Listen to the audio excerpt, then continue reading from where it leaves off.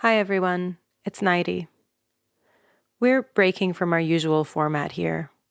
What's happening in Armenia right now is huge, and we didn't want to wait until our next season to tell you about it. So we're bringing you a very raw interview with Gayane Milonyan, a mother of two from Stepanakert, who has just been forced to flee her home, along with all the ethnic Armenians in Nagorno-Karabakh, or Artsakh, as it's known to Armenians. After 9 months of a brutal blockade that cut off access to food, medicine, fuel, and other necessities, on September 19th, Azerbaijan launched a large-scale attack on the Armenians of Nagorno-Karabakh. People were starving and trapped, and now they were being bombed. After days of indiscriminate shelling, Azerbaijan finally opened the only road connecting Karabakh to Armenia, and the entire ethnically Armenian population has had no choice but to flee to the Republic of Armenia. Within less than a week, Nagorno-Karabakh has been ethnically cleansed. Over 100,000 Armenians, including Gayane and her family, are now refugees. And for the first time in millennia, Artsakh is empty of Armenians. I spoke to Gayane on September 28th, a day after she and her family had arrived in Armenia. The drive normally takes an hour and a half, but there were so many people fleeing at once, and there was an Azerbaijani checkpoint that they had to go through, so it took them 2 days. We spoke in the town of Vaik, which had become one of the registration centers for the refugees flooding in. It was impossible to find a quiet spot. The road was filled with cars, people carrying whatever belongings they could. Every roadside stop was packed. We walked a bit and found a table by a playground. I was in complete awe of Gayane's composure and her eloquence, given what she'd just survived. Here's our conversation. She starts by talking about growing up in the middle of a decades-long conflict. Բարև, Նայրի, իմ անունը Գայան է։ Եվ Գայանը հիմա որտեղ նստած ենք։ Հիմա նստած ենք ինչ-որ սիրուն պուրակում։ Վայքում, հա։ My name is Gayane. I'm 36 years old. I'm from Artsakh, Stepanakert. So your whole life has been in Artsakh, except for when you've been forced to leave because of war, because of danger.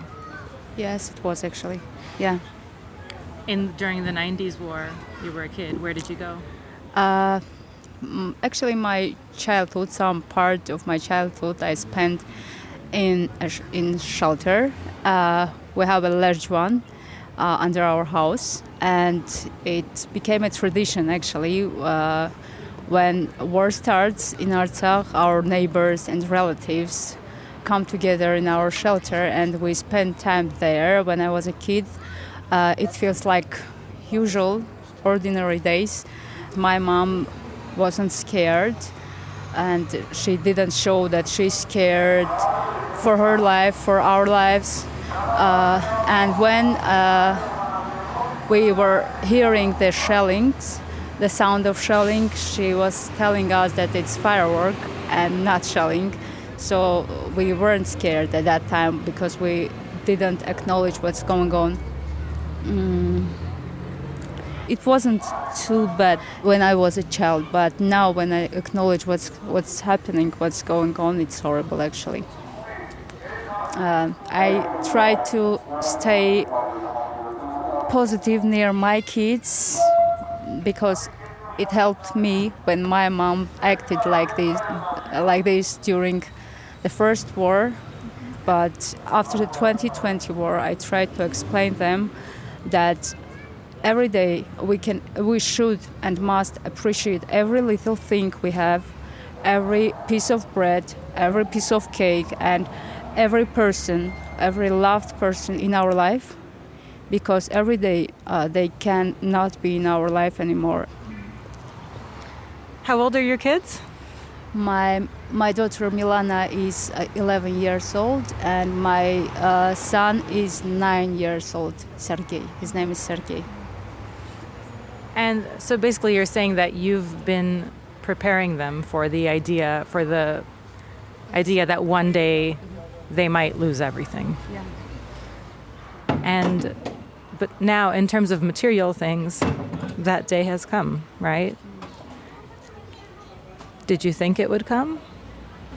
I was almost sure, and actually that thought was killing me inside. Every day I was trying to overcome that feeling, but when the total blockade started, I was really scared, and it was really complicated for me to overcome that fear. I started to take some antidepressants. It helped. Can you explain specifically why, like, you've lived in a war zone your whole life, but what specifically did the blockade make you feel that was so different? All the people were hungry, starving, standing in lines for hours to get bread, loaf of bread, and mostly they couldn't find it. But that was the most unimportant thing compared to the fear that you are not so strong, you don't have anything to protect your child. When Azeris were killing us, they did almost nothing actually to prevent murders. Like who? Like peacekeepers, Russian peacekeepers. I think that their job was protecting us from being killed and from being hurt. If our safety isn't provided, if we're not safe, why were they there? I kind of want to go into the specifics of living under blockade, especially over the last 2 months when it got more severe. I think it can be hard for people to understand. So they know the road has been blocked, right, for over 9 months. They know that at first it was Red Cross and peacekeepers were bringing in like basic food and aid, but then that stopped too. Can you give a sense of, like, for you as an individual and as a mother, how specifically did that affect your day-to-day life? When the total blockade started, bread was the only thing that helped us to feel full, because we couldn't have any sour cream, cheese, eggs, anything. I was trying to explain to my children what the best thing about blockade. I wanted them to see the good thing, to prioritize what is important. I was trying to tell them that even though you don't have any chocolate, but we have fruits, a small piece of food is much healthier than a spoon of sugar, etc. And I'm happy that they believed me.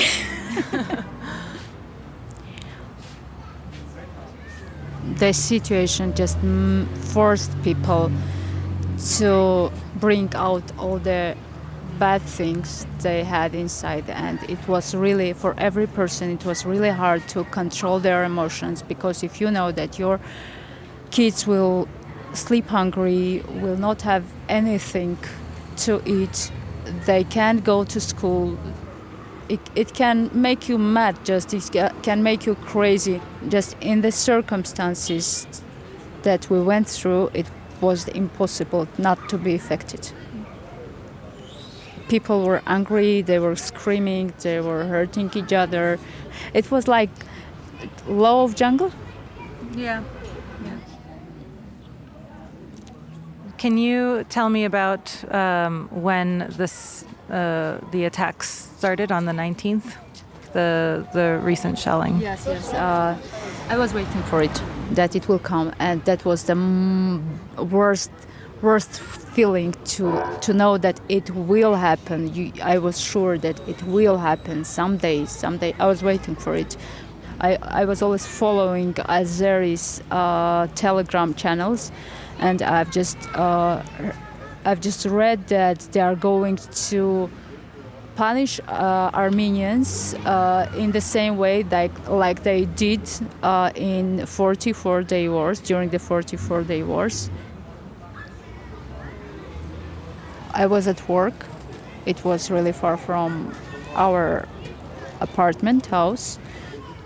We heard a sound of explosion, a huge explosion, and I just said to my boss that I am going to my kids.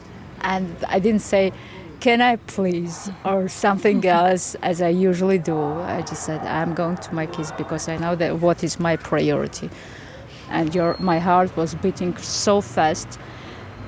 Then when I analyzed why I felt that way, because at the same time I was thinking about my daughter because she's very sensitive. But I was wrong because she was so smart. She was thinking that it's an earthquake, and she asked my son to go under a table, and she convinced him that we're safe here, and don't worry, we're safe. Mom will come.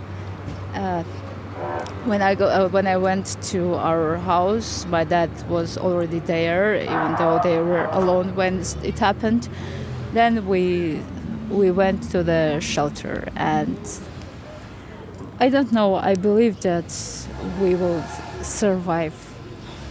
I don't know why, even though it was like we were every next minute we were hearing the sounds of shellings, bombing, and. Gayane switches to Armenian for a bit here. She's talking about hearing machine gun fire close by. Ես այդ շելինգներից ընդհանրապես այնքան վատ չէի զգում, որ մտածում էի, որ կարող է գա մի անգամից մեզ սպանի, դա չէր այդ վախեցնում, բայց այն միտքը, որ դու հիմա շելտերում ես ու այդ ավտոմատներով որ կրակում են, դու գիտես. She says she wasn't as scared of the shelling, the thought of something raining down on you and killing you at once, as she was of the machine gun fire, the thought of men, boys, standing face to face and shooting at each other. Իմ արցունքները արդեն այդ ժամանակ ես չէի կարողանում մարսել այն, որ այդ ջահել տղաները իրենց մամա, ես գիտեմ երեխա պահել ինչքան դժվար է, որ մամաները. She says, I know how hard it is to raise a child. I think about what their mothers have gone through. Փոքր երեխաները 18 տարեկան երեխաները գնում են ու կռվում են առանց որևէ գարանտիայի, որ այն ինչի համար իրենց տալիս են իրենց կյանքը, ինչ որ բան փոխվելու է, գարանտիա ընդհանրապես չկար, ու բացի դրանից այն որ իրանք զոհվում են, բայց դու ապրում ես. And those 18-year-old kids are fighting without any guarantee that giving their lives is going to change anything. They're dying, and you're still alive. It makes you feel so guilty. And you're 36. Throughout your whole life, the environment that you've lived in, it's always been about protecting and keeping rooted in your native land, right? And you know so many people who have given their lives for that, not just now or in 2020 or in 2016, but also the 90s. So much of the environment in Artsakh is about staying rooted, right? But this time it was so different because I was really in love with my country, with the land. Because just sitting somewhere under a tree, it was the most enjoyable thing for me. I can just take my book to read and feeling myself as the happiest person in the world. But I was always wondering why my land feels so sweet and why it has so huge attraction. For many people, all the people say that Artsakh attracts people. It does.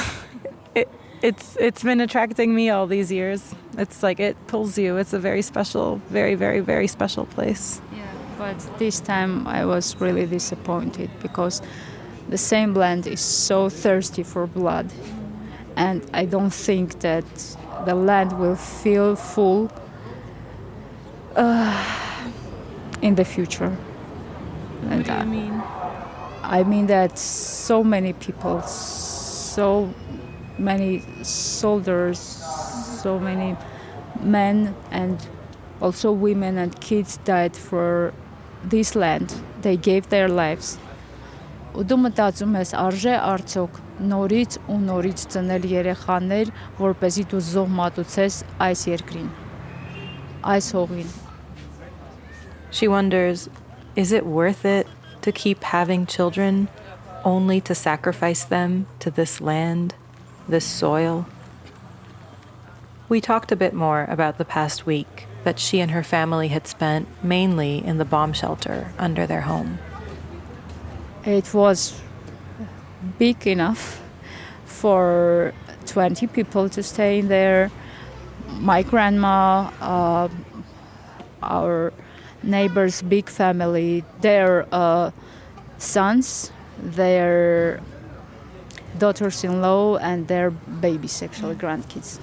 My daughter asked me, will we survive? Mom, only one question, we will survive? I said, yes, we will. And she asked, but I forgot this most important question. She said, will you survive? I said, yes. I said, yes, we all will be survived. Will be survived. Yeah. Did you believe it? I wanted to believe in it. I think if I wouldn't believe it, I wouldn't have energy. Actually, in three years, I was preparing myself to be killed, and my kids to be killed. But from shelling, I couldn't convince myself to be prepared for being cut. That was the most horrible fear of my life. But that fear for my families, for my kids and for my loved ones forced me to make a decision of leaving Artsakh and not going there anymore. It's sad for me. It's a really hard decision. It's probably the most difficult decision I've ever done, but I was forced to do it to protect my loved ones. Because to imagine that you just can't sleep and someone can cut the neck of your kid, it's unbearable. It made me cry a lot when I was alone. And finally, I know it sounds strange, but finally, when the war starts, I felt that finally we will die or we will survive. But something will change. It was unbearable for so many years, for 3 years, to wait for something to happen. And it was too long to wait. How did you get word that it was possible to leave? And can you tell me, like, what you did? What was your process getting ready? What did you get ready? How much time did you have? After the first day, on the morning, my brother said that they knew the only area that wasn't being shelled was the airport where peacekeepers stayed. So they took us to the airport, and there were so many thousands of people there, hungry. For some period of time, I thought that they will help them with food and with place to stay, but actually, they had only space for 300 people. They had food only for 300 people. And how many people were there? I think more than 5,000. For that time, I was there. Fortunately, we had some place and some beds. I convinced them that just please, we have 6 kids with us. We really had. And can we just enter to the room and just we can sit on the floor? That's enough for us. We just don't want to get under the rain because it was bad weather. They said okay, They stayed at the base for a couple of days, but then, when a ceasefire was announced, they returned to their home in Stepanakert. They knew they needed to leave Artsakh the moment the blockade was lifted, but the peacekeepers told them that it was safe to return home for now. The base was overcrowded, and there were others who couldn't return home, whose villages were already under Azerbaijani control. On September 24th, the first small group of Karabakh Armenians was brought through the Lachin corridor into Armenia, and after that, the floodgates opened. Gayane and her family got ready to flee. They knew they'd have to pass through an Azerbaijani checkpoint that had been installed on the Hakkari Bridge, and there were fears that people might be detained. Actually, we didn't know that it will take so long. We knew that it should take 1.5 hours, maybe 2 hours maximum, but not 2 days. 2 days, 48 hours it took. It took you 48 hours? Yes, it did. For us, for people who were on those roads, that 2 days was felt like 2 years, because I wasn't sure, can we cross the border, and it was horrible. It was the most horrible feeling to look at people that are starving. 2 days. I saw so many babies that didn't have milk, and when you see those dirty kids that didn't have electricity to have a shower, just they were in a big truck, so many kids and so many hungry kids. We were begging for bread and bringing them back to those people from the villages that didn't know that they will leave, and they weren't prepared at all. Azeris police came with guns. They just took out their guns, showed us kind of, but for me, watching at this process, they just showed that we have that power, but we are so kind that we are not using those guns for you. We are not killing you, but we can do it. And that's what it felt like it's a demonstrative. Yeah, and they just, when they came, our drivers were really hurried to move their vehicles because it was scary for us. They had that guns, they could have killed us, and we know that we don't have a chance to bring any gun to the border because they will not allow us to leave, and they can take our people to Baku. So we were unprotected, and they had guns. So, can you tell me about what happened when you got to the checkpoint? Mm-hmm. Did you all have to get out of the car? Did they check your passports? What happened? Russian peacekeepers asked how many men, how many women, how many children in every car, in each car. Mm-hmm. That's all. And then?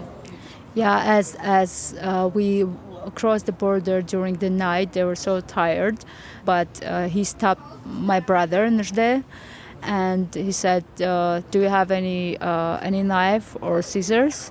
He said, yes, I have 2 scissors, as I like making barbecue. You can take it if you want to. And he took that, and he recorded his name, looked at his passport, and he asked, are you from Khankendi? Najde asked, Stepanakert? He said, Khankendi. He said, yes, Stepanakert. He said, yeah, okay, go. Yeah. And that was it? Yeah. And we left. Where are you staying in Armenia? We are staying in a village called Karahunch. 23 person in one room. Yeah. It's a house? It's a big room, large room, a lovely garden, and a kitchen, and a small kitchen. We were really happy that we have some place to stay because we were so sick and tired of sleeping in the car. Was it a place that like the government assigned to you, or something that you guys had arranged on? No. Government assigned to us. So when you came through, you registered?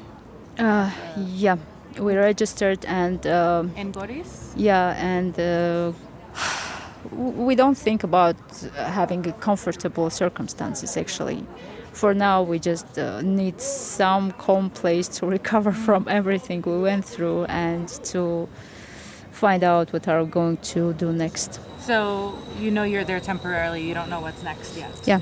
I mean, you got in yesterday, Yeah. right? Yeah. What did you bring with you? I bring with me clothes of my kids. My my daughter had a pillow. It was a blue rabbit and a pony pillow. She really loves them. That's why I brought them, and TV, because they wanted to watch cartoons when we come back. That's why it was the TV also was important for me to bring. That's all actually, just shoes, some clothes, and the TV. Do you feel safe now in Armenia? It's a hard question. I'm in love with Goris, but as it's next to Azeris, it's really close to the border. I can't live there. I would prefer living in Goris than live in Stepanakert, but as it is too close to the border, I don't want to go through the same thing one more time. So that's why I can't say that I feel safe in Goris. So are there many people you know who like just either don't want to or can't leave? I don't know anyone who don't want to leave, but I know people that want to leave, and they are actually begging in social media to help them to find vehicle, fuel, or someone to drive their car, someone to take them to Hakkari village. Someone with kids, with 5 kids. It makes me sad about that. The war actually taught me to appreciate every little thing, and when I want to complain about something, for instance, that I feel cold or my children feel cold, I think about the soldiers who during the November were under a big layer of snow and still continuing to protect their families that they left behind. So appreciating every second of life, every breath that you see, that you smell, that you can hug your hands, your legs, you can hug your children. For many, many years I want to give them materialistic things, but now I look at them, I just sit here, can do nothing, just look at them and be happy that they exist. I love them, they love me, and I can hug them. We don't need money to be happy. We need our safety, a small portion of food, just for surviving. We are enough.